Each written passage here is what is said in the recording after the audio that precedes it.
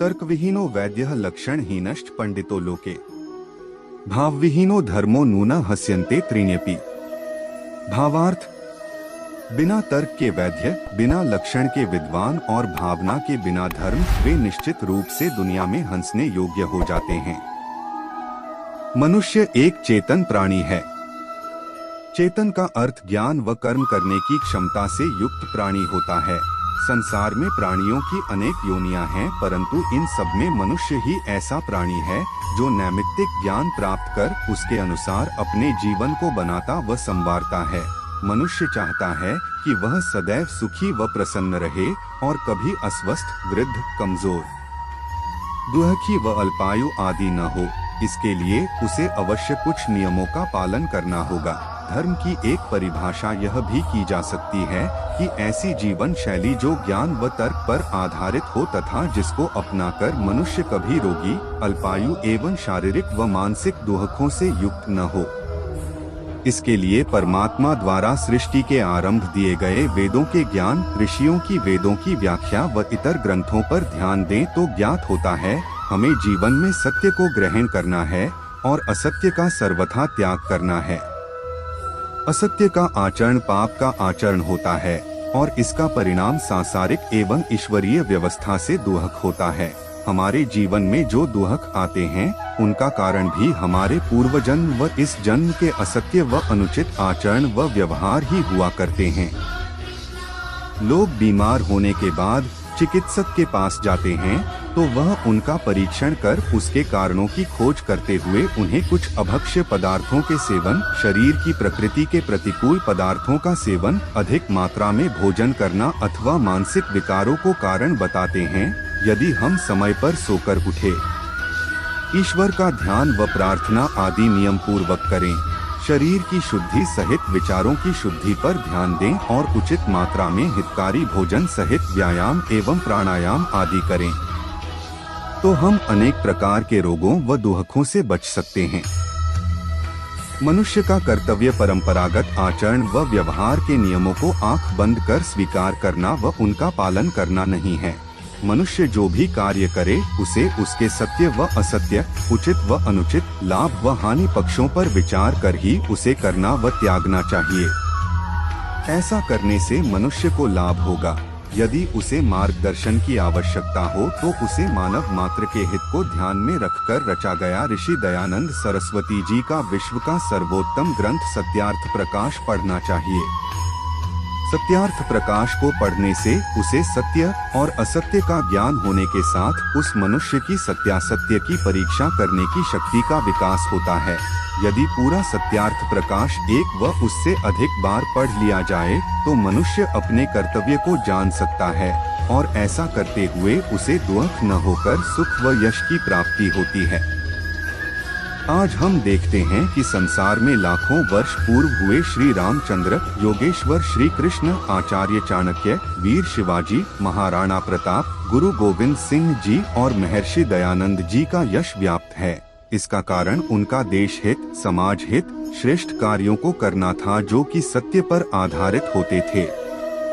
मनुष्य के जो सत्य कर्तव्य होते हैं वही मनुष्य का धर्म कहलाते हैं। सत्यार्थ प्रकाश सहित विशुद्ध मनुस्मृति, दर्शन एवं उपनिषद आदि ग्रंथों को पढ़कर भी धर्म को जाना जा सकता है।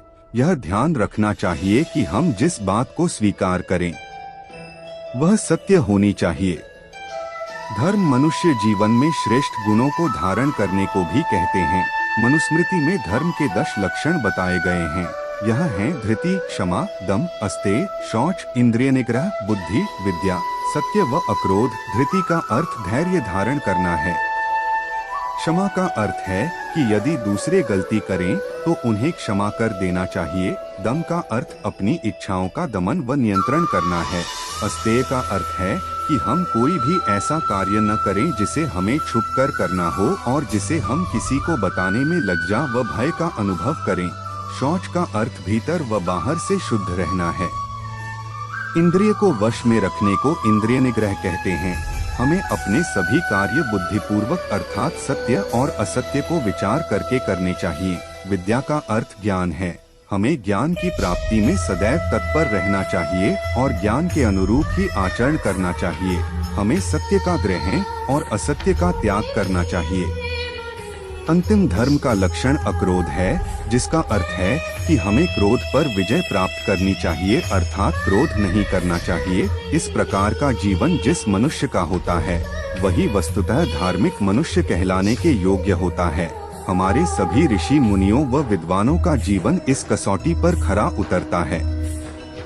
इसी कारण वह सभी धार्मिक कहे जाते हैं। शौच का अर्थ भी बड़ा व्यापक है। इसका एक अर्थ यह भी है कि हमें शुद्ध शाकाहारी पौष्टिक भोजन ही करना चाहिए। मांसाहार, अंडों तथा मछली आदि का सेवन शौच में नहीं आता है। किसी भी स्थिति में इन पदार्थों का सेवन नहीं करना चाहिए। धूम्रपान से वायु प्रदूषित होती है और अनेक प्रकार के रोग होते हैं। अतः किसी को भी इन पदार्थों का किंचित भी सेवन नहीं करना चाहिए, अन्यथा वह सुखी नहीं रह सकते और इसका दंड ईश्वर की व्यवस्था से इन पदार्थों का सेवन करने वाले मनुष्यों को दुहक के रूप में अवश्य भोगना होगा। मनुष्यों के 5 मुख्य कर्तव्य हैं। इन्हें पंचमहायज्ञ भी कहा जाता है। यह है ईश्वरोपासना, देवयज्ञ व अग्निहोत्र यज्ञ, पितृयज्ञ, अतिथि यज्ञ एवं बलिवैश्य देवयज्ञ। इन कर्तव्यों का पालन करना ही धर्म कहलाता है। जो ईश्वरोपासना नहीं करता वह नास्तिक होता है और वह कृतघ्न कहा जाता है। इसका कारण यह है कि ईश्वर के हमारे ऊपर असंख्य उपकार हैं। जो मनुष्य ईश्वर व उसके उपकारों को मानकर उसका धन्यवाद नहीं करता वह वास्तव में नास्तिक एवं कृतघ्न ही होता है। दूसरा यज्ञ अग्निहोत्र व देवयज्ञ है। हमारे शरीर के निमित्त से वायु, जल व पृथ्वी प्रदूषित होती रहती है। इनकी शुद्धि करने के लिए ही मुख्यतः यज्ञ किया जाता है। यज्ञ से अनेक लाभ और भी होते हैं।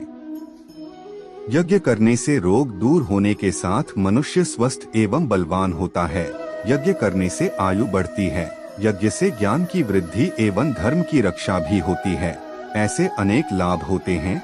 माता, पिता व आचार्यों के हमारे ऊपर अनेक ऋण हैं। अतः इनकी भोजन, वस्त्र, आश्रय आदि देकर सेवा करना तथा उनकी आज्ञाओं के पालन से उन्हें तृप्त रखना पितृयज्ञ कहलाता है।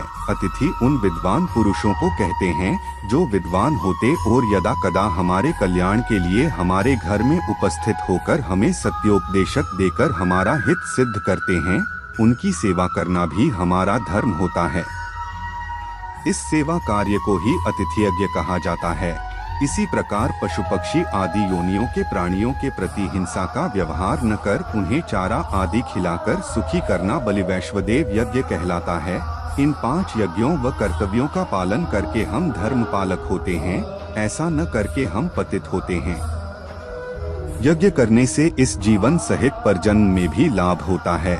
दर्शन ग्रंथों में इस तथ्य को तर्कपूर्वक समझाया गया है। ऐसी ही अच्छी बातें जानने के लिए हमारे चैनल को सब्सक्राइब कर लीजिए।